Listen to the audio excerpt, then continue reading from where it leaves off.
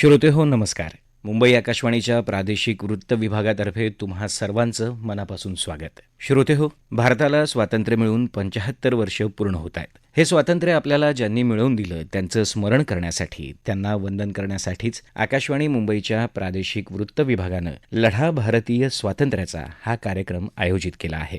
या कार्यक्रमातून आपण महाराष्ट्राच्या विविध जिल्ह्यांनी भारतीय स्वातंत्र्य लढ्यात कसं योगदान दिलं त्याविषयीची माहिती घेत आहोत. या कार्यक्रमाच्या आजच्या भागात आपण जाणून घेणार आहोत पालघर जिल्ह्याचं भारताच्या स्वातंत्र्य लढ्यातलं योगदान आणि त्यावेळच्या महत्त्वाच्या घटनांविषयी. आणि त्यासाठीच आपल्यासोबत आहेत मुंबईच्या विलेपार्ले इथल्या SNDT महिला महाविद्यालयाशी संलग्नित LJNJ महिला महाविद्यालयाचे इतिहास विभागाचे सहयोगी प्राध्यापक कृष्णा गायकवाड. सर नमस्कार. नमस्कार. आणि महाराष्ट्र शासनाच्या दर्शनिका विभागाच्या म्हणजेच गॅझेटियर डिपार्टमेंटच्या सहाय्यक संशोधक अधिकारी स्वरदा फडके. मॅडम नमस्कार. नमस्कार.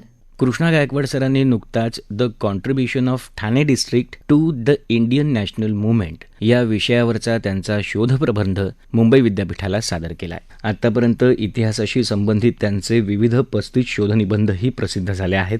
स्वरदा फडके या गॅझेटियर डिपार्टमेंटमध्ये गेल्या 14 वर्षापासून सहाय्यक संशोधन म्हणून काम करत आहेत. The student of Mumbai and the Indian national movement 1920 to 1947 या विषयावर त्यांनी MPhil केले. इतिहासाशी संबंधित अनेक शोधनिबंधांचं त्यांनी वाचनही केलेत. असे अनेक त्यांचे शोधनिबंधही प्रकाशित झाले आहेत. तुम्हा दोघांचे मी आकाशवाणीच्या सगळ्या श्रोत्यांच्या वतीनं मनापासून स्वागत करतो आणि या पुढची सूत्र तुमच्या हाती सोपवतो. भारतीय स्वातंत्र्य लढ्यामध्ये वेगवेगळ्या ठिकाणांवरून ब्रिटिशांना विरोध करण्यात आलेले होते. पालघर जिल्हा हा सध्या बंदरपट्टी व डोंगराळ आदिवासी भाग म्हणून निर्माण करण्यात आलेला आहे.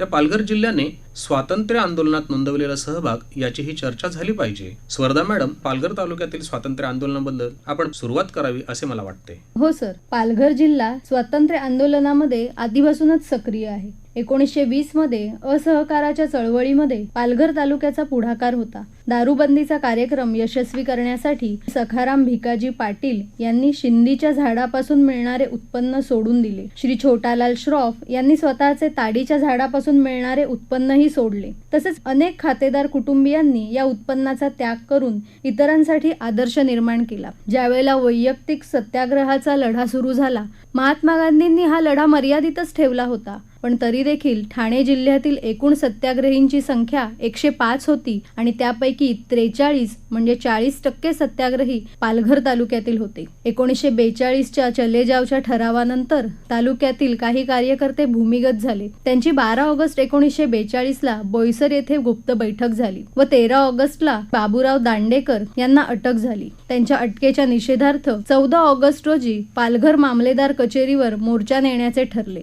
आणि पालघरच्या आजूबाजूच्या सातपाटी, केळवे, माहीम, मुरबे अशा विविध गावांमधून सुमारे 10 ते 12 हजार सत्याग्रहींचा मोर्चा निघाला. याचे नेतृत्व सखाराम पाटील हे करत होते. या शांततामय मोर्चावर एकाएकी गोळीबार सुरू झाला. यात काशीनाथ हरी पागधरे, गोविंद गणेश ठाकूर, रामप्रसाद भीमाशंकर तिवारी, श्री रामचंद्र माधव चुरी व श्री सुकुर गोविंद मोरे हे हुतात्मा झाले. पालघरमध्ये या ठिकाणी हुतात्मा स्तंभ उभारला आहे. मॅडम, आपण जो उल्लेख केला हुतात्मा स्तंभाचा, ते ठिकाण म्हणजे पाचबत्ती त्याला म्हटलं जातं आणि तिथे झालेल्या या गोळीबाराची पुढे खाजगीरित्या चौकशी करण्यात आल्याचे आपल्याला ब्रिटिश सरकारच्या होम डिपार्टमेंटच्या स्पेशल फाईल्स मधून दिसून येतं. अमृतलाल शेठ हे जन्मभूमी नावाच्या वर्तमानपत्राचे संपादक होते, परंतु त्यांचे प्रतिनिधी पालघर या ठिकाणी नव्हते आणि म्हणून त्यांनी स्वतःचे 2 प्रतिनिधी 3च दिवसांनी पालघर या ठिकाणी या गोळीबाराची चौकशी करण्यासाठी पाठविले. ब्रिटिश पोलिसांनी केलेला गोळीबार हा अमानुष होता असे निष्कर्ष त्यांना प्राप्त झाले. या गोळीबाराचे साक्षीदार जनार्दन सदाशिव तांबे आजही हयात आहेत. पाणजू नावाचे एक वसईच्या खाडीमध्ये बेट आहे आणि विशेष म्हणजे या गावातील रहिवासी आहे ते पूर्णपणे आगरी समाजाचे आहेत. त्या गावामध्ये जो स्मारक स्तंभ आहे त्याच्यावर 21 जणांची नावं आहेत. म्हणजे जवळजवळ 21 जण या एकाच गावातील नागरिक स्वातंत्र्य लढ्यामध्ये सहभागी झालेले होते. यांची नावांची जर मी उल्लेख करेन तर मोरेश्वर भोईर असतील, लक्ष्मण बिस्तूर भोईर असतील, जगन्नाथ यशवंत भोईर, गजानन शंकर भोईर. या व्यतिरिक्त आजही त्या आंदोलनांचे साक्षीदार आत्माराम राजाराम भोईर आणि हरिश्चंद्र भोईर हे हयात आहेत. मॅडम, वसईच्याच आंदोलन आंदोलनामध्ये स्त्रियांनी सहभाग घेतल्याचा आपला अभ्यास आहे, तेव्हा आपण याबद्दल माहिती द्यावी. हो सर, स्वातंत्र्य आंदोलनात स्त्रियाही मागे नव्हत्या. खादी स्वदेशीचा प्रचार, दारूच्या दुकानांसमोर पिकेटिंग करणं, सूत कताई, फंड जमवणं, मीठ तयार करून विकणं, परिपत्रके वाटणं, सामानाची ने-आण करणं, संदेश पोहोचवणं, गोपनीय कामे करणं यासारखी कामे महिलांवर किंवा मुलींवर सोपवण्यात आली होती. सुरुवातीच्या काळात महिला कार्यकर्ते असतील व त्या आंदोलनात सक्रिय सहभागी असतील असा संशय ब्रिटिशांना येत नसल्याने त्यांना ही कामे करणे सोपे जात असे. वसईतील सुमती वालावलकर, सुधा वालावलकर, लीला नेरकर, उषा गव्हाणकर, सिंधू मांजरेकर या सगळ्यांना 1942 मध्ये अटक आणि 3 महिन्याच्या कारावासाची शिक्षा सुद्धा झाली होती. आणि सर, यानंतर वसईमधली जी चळवळ होती ती भूमिगत झाली आणि कळंब गावच्या तरुणांनी सैन्याला रसद पोहोचवणारी मालगाडी उलथून टाकण्याचा अयशस्वी प्रयत्न केला होता आणि या गुप्तकटाला सातपाटीच्या तरुण मंडळींचे मार्गदर्शन होते. मॅडम, आपण जे कळंब गावचं जे उदाहरण दिलं, त्या कळंब गावचे मांगेला समाजातील 13 जण या उठावामध्ये सहभागी होते. त्यातल्या तरुण क्रांतिकारकांची मी नावे सांगेन या ठिकाणी. लक्ष्मण आणि रामचंद्र कालिदास गवारी, बळवंत कृष्णा घरत, जगन्नाथ नेजाई, रामचंद्र वामन तांडेल, महादेव घरत, रामचंद्र माणिक मेहर, रामचंद्र केणी असे अनेक लोक सहभागी होते. याशिवाय विरारचे वर्तक कुटुंब जवळजवळ 100 वर्ष देशाच्या राजकारणामध्ये कार्यरत होते आणि त्यांचे स्वातंत्र्य लढ्यातील योगदान अत्यंत मोलाचे होते. अण्णासाहेब वर्तक हे तर टिळक स्वराज्य फंड जमा करण्यामध्ये अग्रभागी होते आणि गांधीजींच्या सर्व आंदोलनामध्ये ते सहभागी झालेले होते. या व्यतिरिक्त अर्नाळा येथील रघुनाथ जोशी यांनी 1928 साली आंदोलन केलं आणि त्यांना 1.5 वर्षाची शिक्षा झाली. पुन्हा 1932 साली आणि 1940 साली सुद्धा त्यांनी आंदोलन केल्यामुळे त्यांना अटक झाली. विरारचेच गाळवणकर कुटुंब यांचेही अनेक सहकारी या आंदोलनामध्ये सहभागी होते. या गाळवणकर कुटुंबाचा जय हिंद नावाचा बंगला आजही त्यांच्या आंदोलनाची साक्ष देत उभा आहे. सर, डहाणूमध्ये मुलांमध्ये राष्ट्रप्रेमाचं बीज पेरण्याचं महत्वाचं काम तेथील शिक्षकांनी आणि त्याबरोबरच वकिलांनीही केलं. सर, वकिलांनी यासाठी की उंबरगाव, डहाणू, पालघर या 3 तालुक्यांचे दिवाणी कोर्ट त्यावेळेला डहाणूला होते आणि त्यामुळे तेथे वकिलांचं वास्तव्य होतं. शिकवणे आणि वकिली करणे अशी दोन्ही कामं वकिलांनी पार पाडली. तसंच 1931 मध्ये सत्याग्रह आश्रमाची स्थापना झाली आणि या आश्रमाला सरदार पटेल, कस्तुरबा गांधी, काकासाहेब कालेलकर, स्वामी आनंद, डॉक्टर राजेंद्र प्रसाद अशा थोर नेत्यांनी भेट देऊन तरुणांना प्रोत्साहन दिले. वैयक्तिक सत्याग्रहाच्या प्रचारासाठी वासुदेवराव करंदीकर यांनी 5 मे 1940 ते 23 मे 1940 या कालावधीत डहाणू, पालघर, वसई या तालुक्याच्या बंदरपट्टीत पदयात्रा काढली. आपण करंदीकरांचा जो उल्लेख केला तो नक्कीच वाखाणण्याजोगा आहे, कारण करंदीकर घराण्यातली जवळजवळ 4थी पिढी आज वकिली क्षेत्रामध्ये आहे आणि त्यांनी संपूर्ण स्वातंत्र्य आंदोलनामध्ये सहभाग नोंदवलेला आपल्याला आढळून येतो. त्यांचे जे आजचे राहते घर आहे ते ब्रिटिश सरकारने सीलबंद केलेले होते. डहाणू मधील अजून एक स्वातंत्र्य सैनिक मध्ये छबिलदास राणा यांना चलेजाव आंदोलनामध्ये भाग घेतल्याबद्दल 14 सप्टेंबर ते 29 सप्टेंबर आणि 2 ऑक्टोबर ते 9 मार्च 1943 रोजी ठाण्याच्या तुरुंगामध्ये ठेवण्यात आलेलं होतं. टपालपेटी फोडणे, दारूची दुकाने लुटणे, गुप्त पत्रके वाटणे यामध्ये त्यांचा सहभाग होता. घोलवड नावाचं एक ठिकाण आहे आणि त्या ठिकाणी अमृते बंधू गणेश रामचंद्र अमृते आणि वामन रामचंद्र अमृते यांनी सुद्धा मिठाच्या सत्याग्रहामध्ये सहभाग घेतला होता. भाई कोतवाल गटाचे हरिभाऊ भडसावळे यांना शहा शेडजींच्या चिकूच्या वाडीमध्ये त्यांनी आश्रय दिलेला होता आणि त्यांना सर्व प्रकारची मदत त्यांनी केलेली होते, परंतु नंतर त्यांना अटक करून ठाण्याच्या तुरुंगात ठेवण्यात आलेले होते.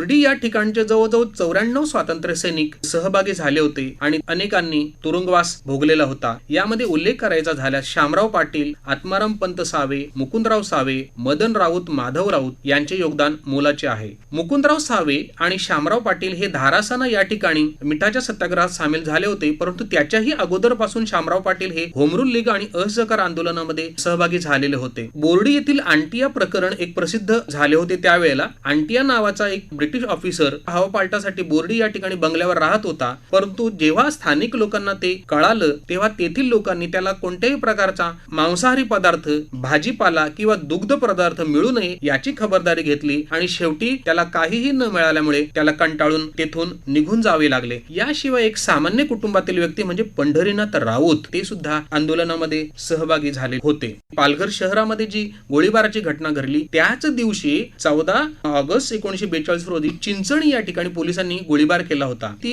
पालघर जिल्ह्यातील मिनी चौरी चौरा नावाची घटना होती. कारण चौरी चौरा घटनेमध्ये जसे जमावाने पोलीस चौकी जाळली होती तशीच येथील जमावाने सुद्धा पोलीस चौकी जाळलेली होती असे दिसून येते आणि त्याच्यानंतर या जमावावर गोळीबार करण्यात आलेला होता. यामध्ये 2 जागीच हुतात्मे झालेले होते, ज्यांची नावे मी सांगेन: रामचंद्र वासुदेव करवीर, चिंतामण लक्ष्मण बारी. या व्यतिरिक्त अहमद मिया इब्राहिम, हरिभाऊ पवार, मंगलदास श्राफ हे सुद्धा नंतर त्याच जखमांच्या मुळे हुतात्मा झाल्याचे आपल्याला दिसून येते. या व्यतिरिक्त रामचंद्र कुंभार लाडे असतील, दत्तात्रय पवार असतील, रमाकांत साहणे असतील यांचाही सहभाग होता. एक गोष्ट या ठिकाणी मी नमूद करू इच्छितो की भाना छोटू भंगी नावाच्या व्यक्तीची नोंद ब्रिटिश सरकारच्या गोपनीय फाईल्स मध्ये आहे. तो या मोर्चाच्या अग्रभागी होता आणि त्याचे हात बांधून पूर्ण गावभर त्याची धिंड पोलिसांनी काढलेली होती. परंतु आज त्याचे नाव तेथील स्वातंत्र्य स्मारक स्तंभावर दिसत नाही, याची मला खंत वाटते.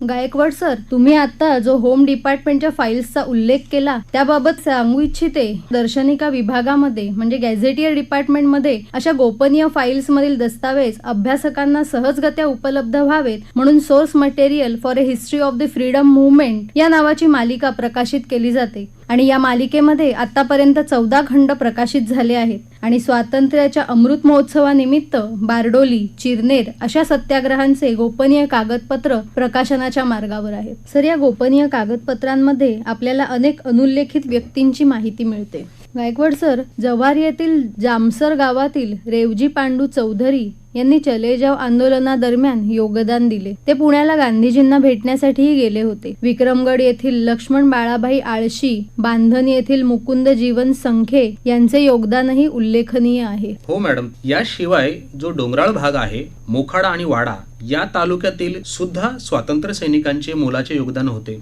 मोखाडा येथील दत्तात्रय गोपाळ संगपाळ, देवराम गोविंद सुतार बोराडे, काशीनाथ शंकर कान्हाव, मुक्काम गोंदे खुर्द, गणपत सखाराम खरोटे हे सुद्धा राष्ट्रीय चळवळीमध्ये सहभाग झालेले होते. याशिवाय ढवळू लडकू खुताडे मुक्काम पोशेरा आणि अनाजी रामा पवार मुक्काम पवारपाडा हे वारली समाजातील आदिवासी तरुण 18 ऑगस्ट 1942 रोजी निषेध सभा घेऊन आणि युद्धविरोधी घोषणा देऊन त्यांनी ब्रिटिशांचा विरोध केला आणि त्याबद्दल त्यांना अटक होऊन ठाण्याच्या तुरुंगामध्ये ठेवण्यात आलेले होते. वाडा तालुक्यामधील कोंडू धोंडू गंधे, कोनकर शास्त्री, रामचंद्र विनायक सोपारकर, राम गोविंद लोखंडे, रामचंद्र डेंगाणे खंडू कुंभार, शंकरराव पटवर्धन, परमिलाताई लोखंडे यांनी दिलेले योगदान सुद्धा मोलाचे आहे. वाडा तालुक्यातल्या आंदोलनाची एक महत्वाची घटनामध्ये हमरापूर येथील मिठाचा सत्याग्रह. मुळातच हमरापूर येथे समुद्रकिनारा नाही, तरी पण जवळच्या खाडीतील पाणी आणून नागरिकांनी पाण्याला उष्णता देऊन त्यापासून मीठ तयार केलं आणि त्या मिठाचा त्या ठिकाणी लिलाव करण्यात आला.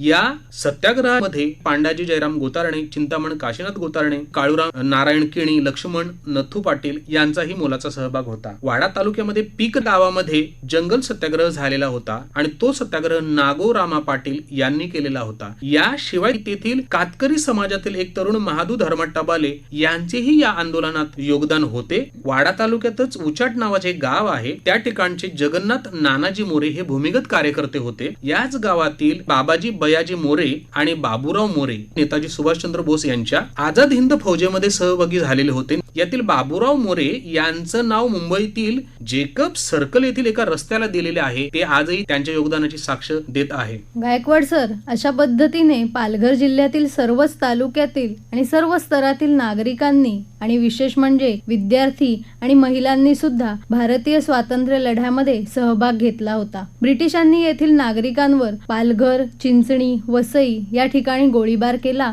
व अनेक जण त्यामध्ये हुतात्मा झाले. कित्येक जण तुरुंगात गेले आणि त्यांचे कुटुंबीय आर्थिक विवंचनेत बुडाले, पण त्यांनी त्याची पर्वा केली नाही. त्यामुळे आजच्या या चर्चेमध्ये आपण पालघर जिल्ह्यातील स्वातंत्र्य लढ्याची बऱ्यापैकी चर्चा केली आहे असं मला वाटतं.